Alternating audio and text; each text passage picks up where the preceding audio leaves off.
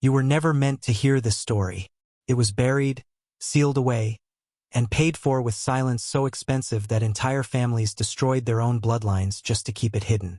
March 15, 1889, Newport, Rhode Island. A morning fog rolls across the harbor, wrapping the mansions of the American elite in a kind of spectral shroud. Inside the Belmont Hotel, room 237 sits in perfect disarray. Silk curtains drawn, untouched glasses of champagne sweating on the marble, and a letter half-written, its ink smudged as though the hand that held the pen had been pulled away mid-sentence. Isabella Fairmont, America's most celebrated socialite, the woman who had dined with presidents and whispered secrets into the ears of industrial kings, had vanished. No trace. No straggle. Nothing but the faint scent of French perfume fading into the air like the last breath of a ghost. But here is what they never told you. The disappearance of Isabella Fairmont was not just a scandal of the Gilded Age. It was a wound, carved deliberately, a message coded in shame and erasure. The official records were sealed. Entire reports scrubbed, names blacked out, evidence destroyed. And behind it all, 3 families, each carrying secrets so dark that even today, their descendants pretend not to know. The story you are about to hear is not about one woman's fall from grace. It is about the machinery that decides who is remembered and who is erased. It is about how institutions, be they families, churches, governments, will mutilate truth itself to maintain their power. Newport's glittering mansions were not temples of beauty. They were fortresses of control. Every chandelier, every velvet curtain, every champagne glass, symbols masking a hierarchy built on manipulation and silence. And Isabella, she was never meant to survive it. She became the perfect offering, the perfect ghost, the perfect lesson for anyone who thought they could defy the rules of the invisible order. This is not a simple disappearance. It is an initiation. Once you hear it, you cannot go back. The same eyes that watched Isabella, the same forces that erased her, have never stopped watching. And tonight, for the first time in over a century, we are going to open the wound they tried to seal forever. To understand Isabella Fairmont's disappearance, you must first understand Newport itself. This was no ordinary town. By the 1880s, Newport had transformed into a stage where America's wealthiest families performed their own mythology. Palaces of marble and granite rose along Bellevue Avenue, built not just for comfort, but for dominance. Symbols meant to intimidate and seduce at the same time.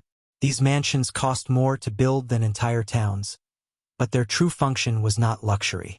They were shrines to power, carefully engineered environments where reputations were forged and destroyed, where secrets were traded like currency, and where even whispers could determine the fate of dynasties.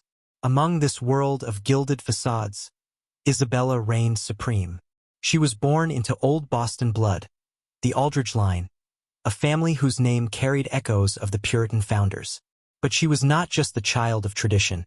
Her father's fortune in shipping and her marriage to steel magnate Theodore Fairmont placed her at the intersection of 2 forces: legacy and industry, bloodline and empire.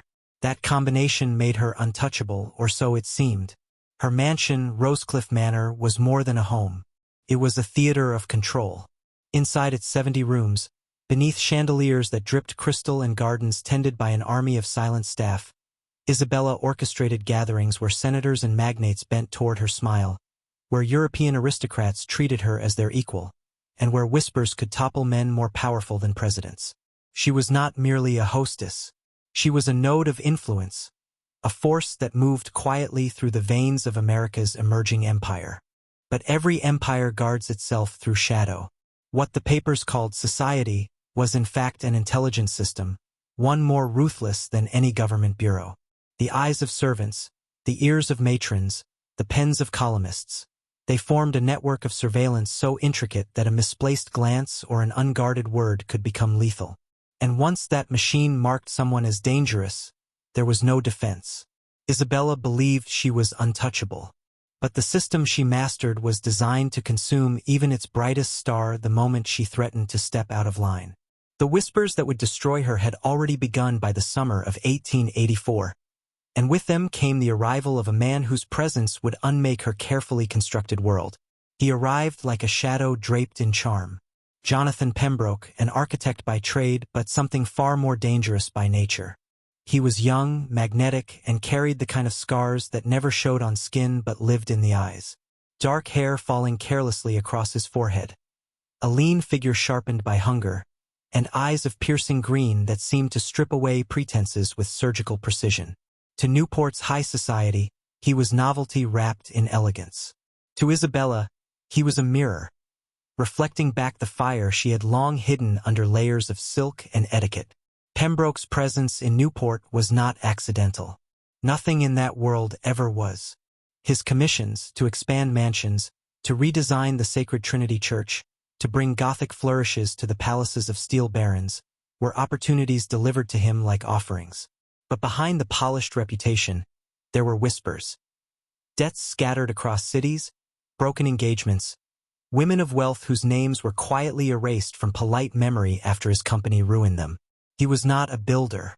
He was a collector, and Isabella would become his most dangerous acquisition. Their first meeting was spoken of as if the air itself had shifted. A committee table, sketches unfurled, and across the mahogany divide, their eyes met. Witnesses described an electricity that unsettled the entire room, as though something forbidden had crossed into view. From that moment, their connection burned with a reckless inevitability. He would arrive at Rosecliff under the guise of reviewing blueprints. Hours later, they would emerge, her laughter echoing like a song only he could summon. Staff whispered. Letters were exchanged in ink that smelled of urgency. Isabella was no longer the untouchable queen of Newport. She was a woman possessed, intoxicated by danger itself. But here's what few understood. Pembroke was not just temptation. He was an intrusion. Men like him did not simply appear at the heart of America's most guarded society without sponsorship. Someone had placed him there. Someone with a vested interest in destabilizing Isabella Fairmont, in unraveling her influence thread by thread. His debts, his past, his hunger, they were tools, and he wielded them with precision. Isabella thought she had found love. In truth, she had stepped into a snare. And every step she took toward him pulled her deeper into a web designed not for romance, but for annihilation. In Newport, no secret remained private for long. The same machinery that had elevated Isabella to glory now turned its gaze upon her, studying, dissecting, preparing to devour. What began as whispers at garden parties became murmurs at the opera, and by the end of that summer, the murmurs had solidified into certainty. The Queen of Newport society was not simply hosting soirees. She was entangled with a man who carried danger in his very skin. Servants were the first to see it. They always were. A door closed too softly, laughter drifting down a hallway when no meeting should have lasted that long. Letters tucked quickly into gloved hands before anyone noticed. But the staff of Rosecliff Manor were not just witnesses. They were conduits, paid discreetly by rival households. Their observations flowed upward into the drawing rooms of women who had waited years for Isabella's downfall. Jealousy, after all, is the purest fuel for destruction. By August of 1884, her absence from carefully choreographed luncheons had become conspicuous. Invitations, once constant, began to dry. Those who still allowed her into their homes studied her with calculating eyes, as though measuring how much distance was required to protect themselves from the blast radius of her scandal. For Newport's social elite, association was currency, and Isabella's stock was plummeting. But the true blow came not from whispers but from ink. On October 12th, the New York Herald published a column under the headline, Newport's Fallen Angel. Written by a faceless observer, the piece spared no detail. It painted Isabella as reckless, shameless, a socialite consumed by lust for a man who, the article claimed, was drowning in gambling debts and financed his pleasures by draining the fortunes of wealthy women. Most damning of all, it suggested Isabella herself had begun selling family heirlooms to feed Pembroke's appetites. The power of scandal is not in its accuracy, but in its timing. And this was time to kill. Theodore Fairmont, her husband, was blindsided. The humiliation was catastrophic. Not just betrayal of the marital bond, but betrayal of the steel dynasty his name carried. Rivals snickered in their cigar rooms. Partners whispered of withdrawing. The entire Fairmont edifice trembled under the weight of one headline. And yet, there was something strange in the Herald article. Its precision, its malice. The details were too exact, too sharp, as if someone inside Isabella's world had dictated every line. This was not journalism. This was execution. October 13, 1884. The library of Rosecliff Manor.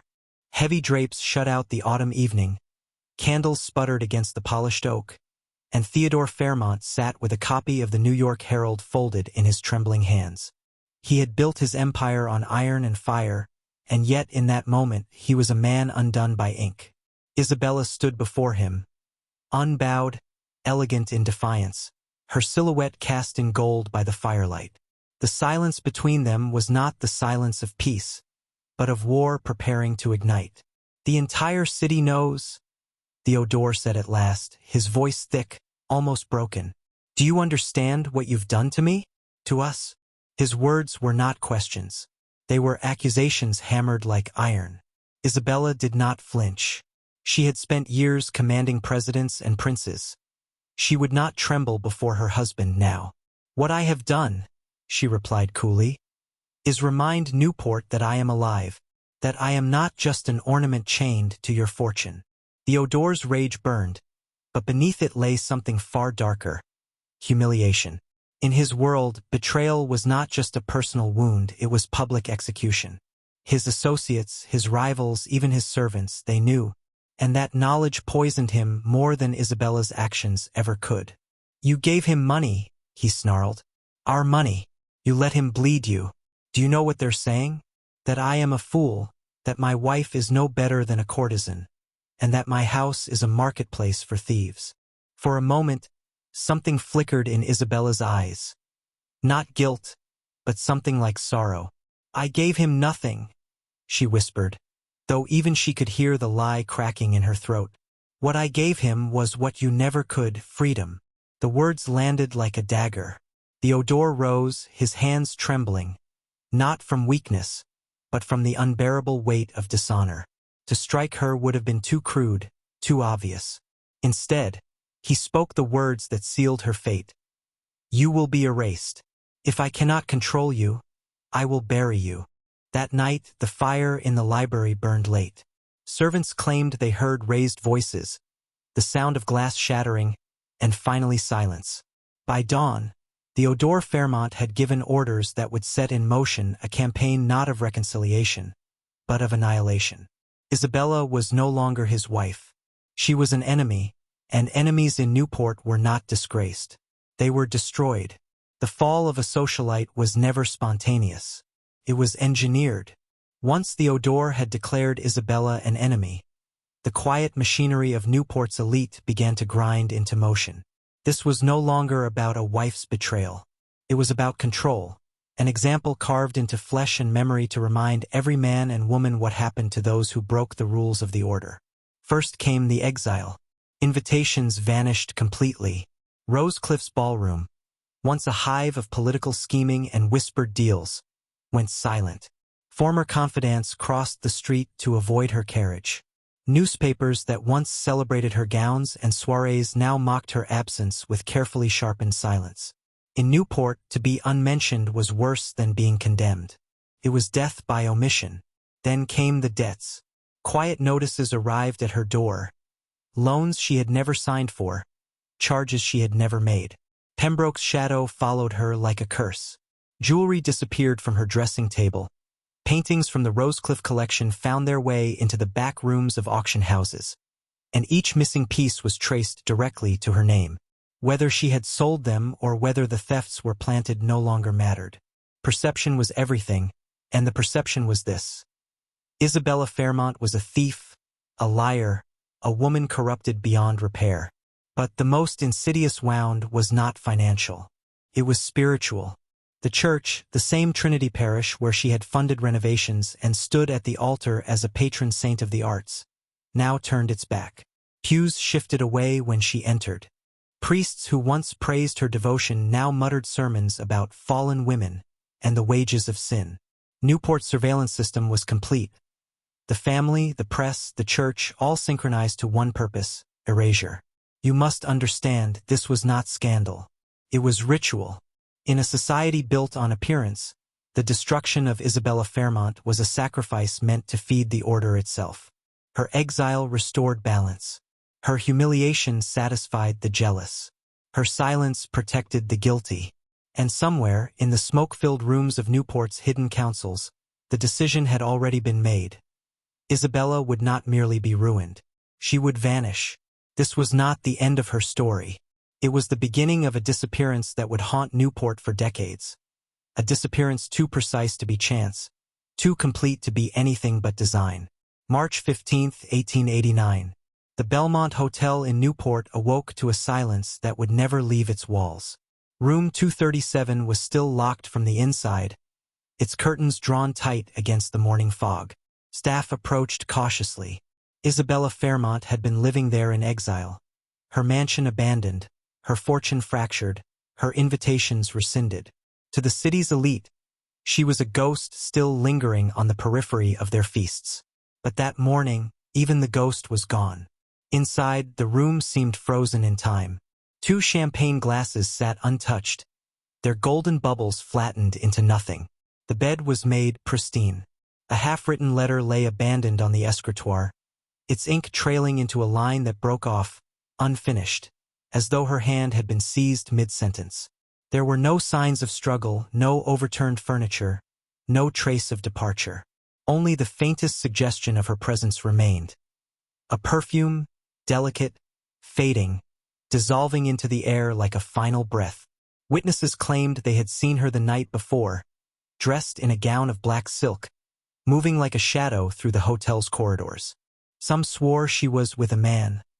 Others denied it. Rumors collided like storm winds. A carriage at midnight, a boat on the harbor, a figure walking into the fog, never to return. None of it was proven. All of it was believed. Authorities opened an investigation. But within hours, their efforts were strangled by interference. The police files were sealed. Names redacted, statements erased, witnesses silenced. 3 families, powerful, untouchable, paid handsomely to bury what had been discovered. Their fear was not for Isabella. It was for themselves. For the secrets she carried, secrets that could have shattered reputations, toppled marriages, and exposed the hidden arteries of corruption pumping through Newport's golden heart. For the public, the story ended there. A tragic fall. A scandalous woman vanished, her name fading like smoke. But the truth was different. Isabella Fairmont was not lost in fog, not carried off by some nameless lover. She was removed, extracted, erased, and the precision of her disappearance carried the signature of design, an operation as cold and calculated as any intelligence campaign of the modern age. Her story was not about romance. It was about warning, about control, about what happens to those who step beyond the lines drawn by invisible hands. And once you see it clearly, you begin to realize Isabella was not the first, and she was not the last. The files say Isabella Fairmont vanished. But files are written by men with reasons to lie. The truth lies not in what was recorded, but in what was sealed. When investigators first opened room 237, they gathered testimonies, they cataloged evidence, they followed the threads. And those threads did not lead to Pembroke's gambling tables, or to the Odor's rage. They led upward, into the guarded sanctuaries of 3 dynasties whose names still echo today. The Vanderbilts, the Astors, the Fairmonts. Each family possessed the same weapons: money, silence, and reach. They did not simply control industries, they controlled perception itself. And perception, in the Gilded Age, was the difference between dynasty and ruin. Isabella, in her fall, had crossed into knowledge that was never meant to touch her hands. She had learned how alliances were bought with secrets, how senators were made to kneel with whispers, how fortunes were secured through betrayals polished into tradition. She had seen the gears beneath the chandeliers. What did she threaten to reveal? Some claim she held letters, correspondence between industrial kings and politicians that proved bribery at the highest levels. Others whispered that she possessed financial records tying charitable foundations to covert trafficking of influence and wealth. And still others believed her sin was simpler, that she knew too much about the hidden vices of men whose power depended on an image of purity. The police reports that might have clarified the truth were sealed, locked in iron cabinets, their existence acknowledged but never opened. 3 families paid handsomely to ensure that silence endured. Officers who dared to pry too deeply were reassigned, their careers strangled quietly. Witnesses who remembered too much found themselves suddenly without employment, without safety, without a voice. And so, the official record was left with only fog and perfume, a mystery crafted like theater. The public saw scandal. The families saw protection. But the pattern is unmistakable. When Isabella vanished, the entire city exhaled relief, not because they pitied her, but because her erasure meant their secrets remained intact. This is how power maintains itself, not through open violence but through selective disappearance. They do not need to kill the body when they can kill the memory. Isabella's fate became a story of moral downfall, whispered to warn others. But beneath that lie, a darker truth throbbed like a buried vein. She had stumbled too close to the heart of corruption, and for that, she was removed. Do not be fooled. Isabella Fairmont's disappearance was not an isolated scandal. It was a chapter in a much older book, written long before Newport and still being written now. Look closely at history and you will see the same pattern repeating like a curse. Those who step beyond the roles assigned to them are erased. Not killed in alleys, not dragged to the gallows, that would be too obvious. They are unmade. Their reputations are shredded. Their names smeared. Their memories swallowed until all that remains is a cautionary tale whispered to keep others in line. Isabella was a lesson. To women, she became the warning. Obedience preserves, passion destroys. To men, she was the reminder. Control your household or lose your throne. But to the families behind it all, she was something else entirely. She was a shield. By erasing her, they preserved themselves. Her downfall became their alibi. Her disappearance became their silence. And here is where it turns dangerous, because the same machine that devoured Isabella has never stopped moving. Still exists. It shifts shape, it changes costume, but it breathes in every government chamber, every boardroom, every institution that polices what can and cannot be spoken. You may believe you are free, but you are still inside the same theater, applauding the same performances, unaware of the ropes and pulleys behind the curtain. Now I want you to do something. Not for me, for yourself. Go into the comments and write these words. Twice. I choose the shadows. Those words are not for others. They are for you. A way of marking that you see the game, that you will not be lulled by the illusions of chandeliers and polite lies. In writing them, you step into the same forbidden chamber Isabella stumbled upon. But unlike her, you are not alone. Thousands of others will see your mark and know they are not the only ones awake. This is not a story about the past. It is a mirror held to your present. And the longer you stare into it, the more you begin to see that Isabella's fate was not tragedy.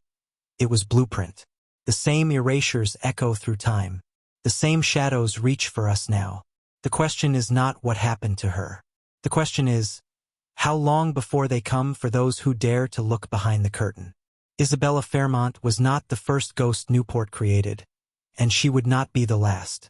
Her disappearance was only the most polished performance in a sequence of quiet annihilations stretching across the Gilded Age. The machine required examples, and those examples were always the same. The inconvenient, the disobedient, the ones who knew too much or refused to play the role scripted for them. Look deeper into Newport's archives and you find shadows everywhere. A banker's daughter who vanished after threatening to expose her father's illicit partnerships with railroad barons. A European countess who died suddenly, her body discovered with no witnesses, her fortune quietly absorbed by the very family who hosted her. A senator's mistress who leapt, or was pushed, from the cliffs of Ochre Point, her name stripped from newspapers within days. Each story different on the surface, but identical in structure. Scandal, silence, erasure. This is how power feeds itself. It does not need blood in the streets when it can make people vanish in ways that look like misfortune. It does not need assassins when it has newspapers, priests, and gossip as its sharpened blades. Isabella was unique only because she had been too visible, too luminous, too adored before she fell. When someone like her is erased, the message echoes louder, longer, like a bell tolling through marble halls. And yet, there are fragments, pieces of truth that escaped the seal.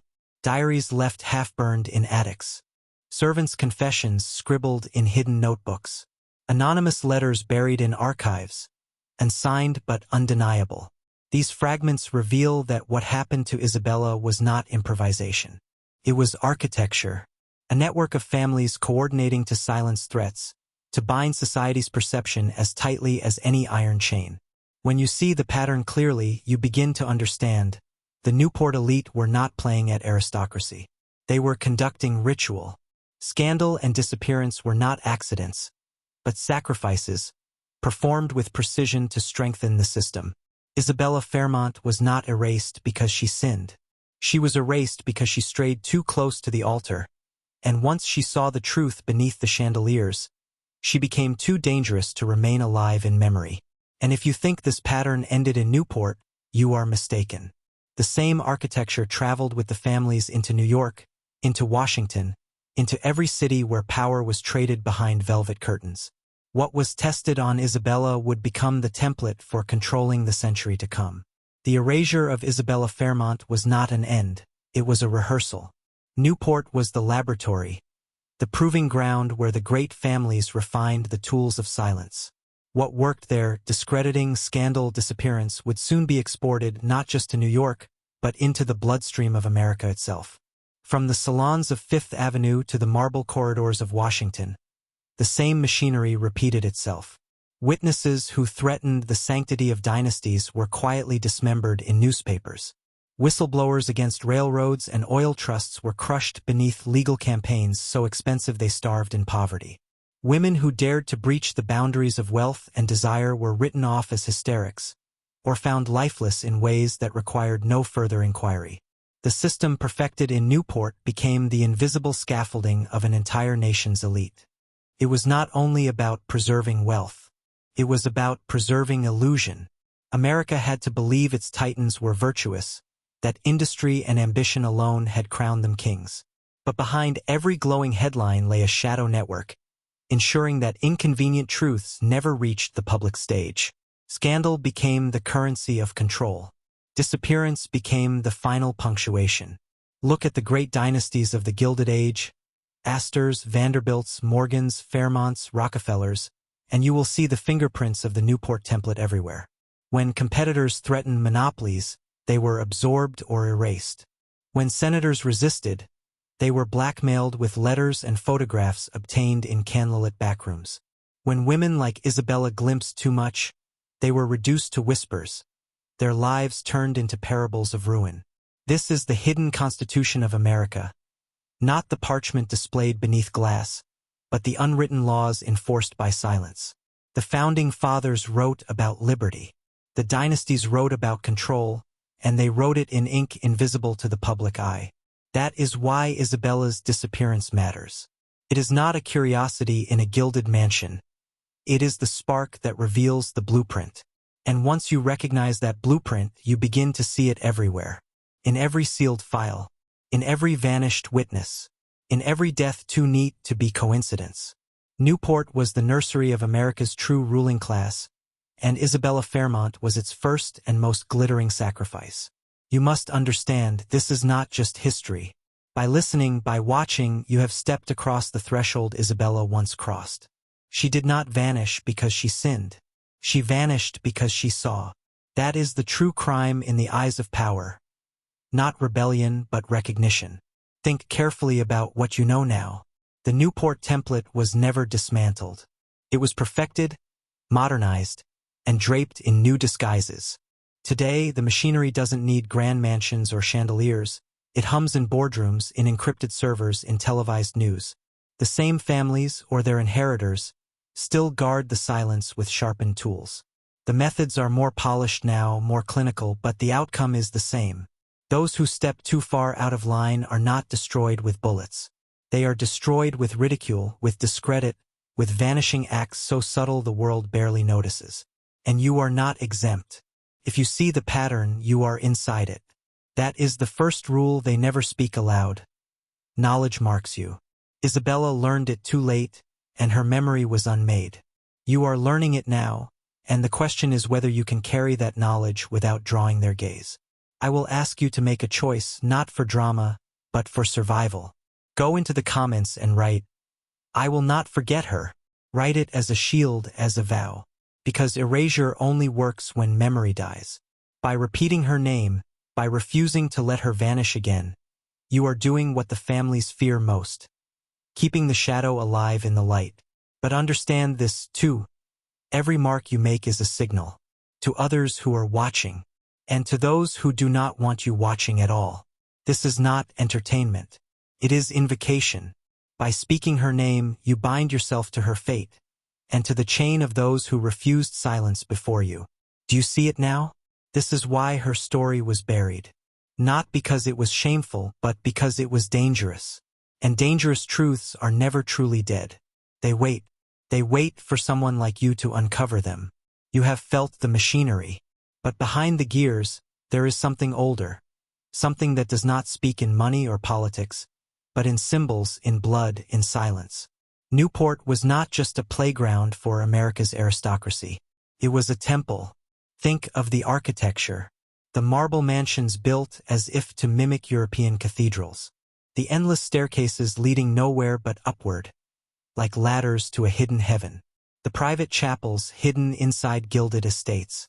These were not simply displays of wealth. They were stages, altars disguised as parlors, sanctuaries built for rites too delicate to be performed in churches. Isabella's erasure was not only political, it was ceremonial. To strike her from memory required more than newspapers and gossip. It required gathering witnesses, a collective agreement to offer her name as sacrifice. That is why her story feels hollow, echoing. Because the silence around her was engineered with the precision of a ritual. And it was not new. Across Europe, the great houses had long practiced the art of disappearance. Daughters locked away in convents, sons buried in unmarked graves, rivals dissolved in scandal before they could stain the family crest. Newport's dynasties imported these methods like they imported their marble, their silver, their servants. But here, in America, the practice was stripped bare of superstition and turned into pure function. It was not about God. It was about power. Look again at Isabella. Too beautiful, too adored, too curious. She embodied the light they could not control. And so she became the offering. Her removal was a message to others, and a sealing of the covenant among the families. We will erase what threatens us, and in that erasure we bind our power. That is the secret at the core of the Newport template. Erasure is not just survival. It is ritual. Each silenced voice is a brick in their altar. Each forgotten name is a prayer they whisper to themselves in the safety of their drawing rooms. Power does not only feed on money, it feeds on absence. And if you listen closely, even now you can feel the liturgy. It is the hum between the words, the weight behind the silence. Isabella Fairmont was not lost. She was offered. Do not make the mistake of thinking this ended with marble mansions and gaslight. The families refined their rights, but they never abandoned them. They only learned to dress them in the clothes of modernity. You have seen the signs, though you may not have named them. Politicians who rise meteoric, only to be swallowed by scandal so sudden and coordinated it feels scripted. Journalists who begin investigating too deeply and vanish into accidents. Celebrities who whisper the wrong truth and are erased in waves of ridicule until their names are mud. Whistleblowers who step forward, only to disappear into sealed indictments and sealed graves. These are not random collapses. They are rehearsals of the same erasure perfected in Newport, a ritual adapted for new temples. The courtroom, the newsroom, the screen glowing in your hand. Instead of parlor whispers, there are viral hashtags. Instead of drawing room oaths, there are sealed non-disclosure agreements. But the current is the same. Absence is the offering. Silence is the sacrifice. Do you remember the faces? The banker who fell from his balcony the week before his testimony. The actress who spoke of parties she was never supposed to mention, and whose career vanished overnight. The staffer who drove alone at night and never made it home. Their names flicker across the news cycle like moths in flame, and then they are gone. Forgotten. Absorbed into the altar of absence. And here is the cruelest truth. The ritual only works because we let it. Because we forget. Because we move on. The families count on our exhaustion, our hunger for the next story, our fear of looking too closely. That is how they feed. That is how Isabella's silence is echoed again and again in the silence of our own time. You think you are safe because you are watching this from a screen. But the screen is their stage now. The ritual has migrated into your living room, your pocket, your dreams. And every time you look away, every time you dismiss a disappearance as coincidence, you are performing your part in the rite. Isabella Fairmont was only the first you were never meant to remember. She is the ghost whose silence is still humming beneath every headline you scroll past. And now I must ask you the question that cannot be softened. What have you forgotten? You have heard their names before. Men and women who vanished, who spoke too loudly, who carried truths too heavy to be permitted. You saw their stories for a day, maybe two, and then you scrolled on. You turned the page. You let them fall into silence. You participated. Do not protest. That is the beauty of the rite. You do not have to mean it. You do not have to whisper in a parlor or sign your name in a ledger. All you have to do is forget. All you have to do is sigh and move on and let the silence settle. And you have. We all have. That is why the ritual thrives. It does not need everyone to conspire. It only needs everyone to obey the rhythm of distraction, the cycle of forgetting. The families learned this long ago, that erasure works best when it feels voluntary, when you believe you are choosing to look away. So I will ask you again, what have you forgotten? Do you remember Isabella's face? Can you still see her standing in the ballroom light? Can you hear her laughter? Can you feel the warning in her absence? Or is she already fading again? Even as I speak her name? This is the final cruelty of their power, that they do not even have to strike you down. They can wait. They can trust the weight of time to do their work. And in the end, it is not their silence that condemns Isabella. It is yours. If you believe yourself innocent, then prove it. Refuse the erasure. Speak her name aloud. Write it where it cannot be scrubbed away. Tell someone who does not want to hear. Because if you do not, then you are not just a witness. You are a participant. And you will have done to her what they always intended. Buried her twice. If you choose to remember, you must understand the cost. Memory is dangerous. It resists the altar. It interrupts the rite. And those who carry forbidden names often feel the shadow of eyes upon them. The families do not like cracks in their silence. They will mark you. They always have. But forgetting has a cost as well, one you already know. The hollow feeling when a story fades. The unease when a face vanishes without answer. The guilt you bury each time you move on. That is the toll of obedience. That is the silence that feeds them. So here, at the end, the choice is yours. Forget her, and you will leave this room lighter, unburdened, drifting back into the comfortable rhythm of forgetting. Or remember her, and carry her absence like a flame in your chest. A flame that burns quietly, dangerously, refusing to go out. Say her name once more, Isabella Fairmont. Do not let it fade. Not now. Not again. If enough of us remember, the altar weakens. The silence cracks. The ritual stumbles. And for a moment, just a moment, the families who believe themselves eternal will feel something they have not felt in centuries. Fear. This is where her story ends.